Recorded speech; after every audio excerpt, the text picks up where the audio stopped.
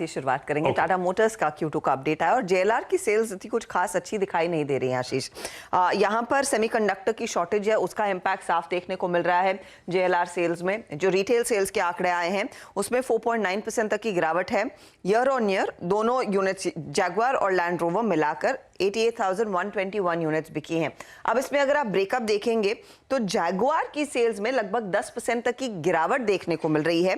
आंकड़ा आया 17,340 यूनिट्स के आसपास का, और अगर आप लैंड रोवर की सेल्स देखें तो 3.5% तक की गिरावट है।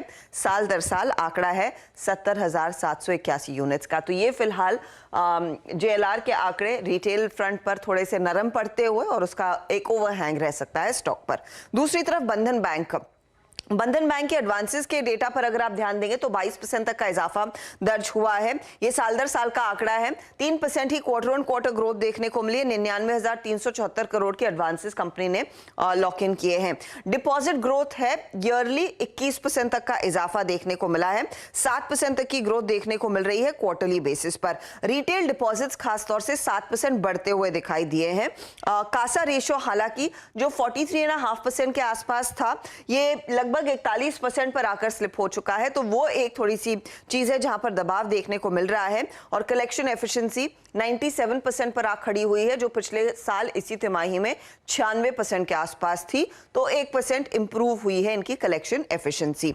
एसएच केलकर का Q2 का ऑपरेशनल अपडेट। अब एसएच केलकर कहता है इमर्जिंग मार्केट्स में डिमांड बहुत मजबूत है, स्टेडी ग्रोथ देखने को मिल रही है। वहां पर 331 करोड़ तक की सेल्स देखने को मिली, यानी कि 12% ईयरली ग्रोथ। हालांकि यूरोपियन बाजारों में डिमांड नरम पड़ती हुई दिखाई दी है मैक्रो इकोनॉमिक फैक्टर्स के मद्देनजर। और ओवरऑल जो सेल्स है एक्स एक्विजिशन वो 412 करोड़ के आसपास आई है। ऊंची लागत के चलते मुनाफे पर हल्का सा दबाव देखने को मिल सकता है। इसे ऑफसेट करने के लिए कंपनी ने दरअसल यूरोपियन मार्केट्स में थोड़े से दाम जरूर बढ़ाए हैं। अब देखते हैं उसका कितना फायदा इनके मार्जिन्स में बनता है, या फिर मार्जिन्स को ये मेंटेन कर पाते हैं या नहीं। तो वो एक अपडेट जिस पर कंपनी की नजरें होंगी। पेटीएम का भी अपडेट आया कुछ ही देर पहले।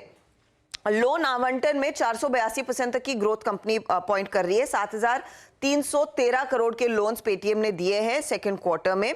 मर्चेंट पेमेंट वॉल्यूम 63% बढ़ता हुआ दिखाई दिया है कंपनी की ओर से। और साथ ही ये आंकड़ा आया है करीब 3.18 लाख के आसपास। तो ये कुछ आंकड़े हैं। एवरेज मंथली ट्रांजैक्टिंग यूजर्स में भी, यानी कि जो MTU का आंकड़ा है उसमें 39% तक की ग्रोथ है। ये फिलहाल वो फिगर्स हैं Q2 के लिहाज से जो आज फोकस में रखेंगे इन सभी शेयरों को।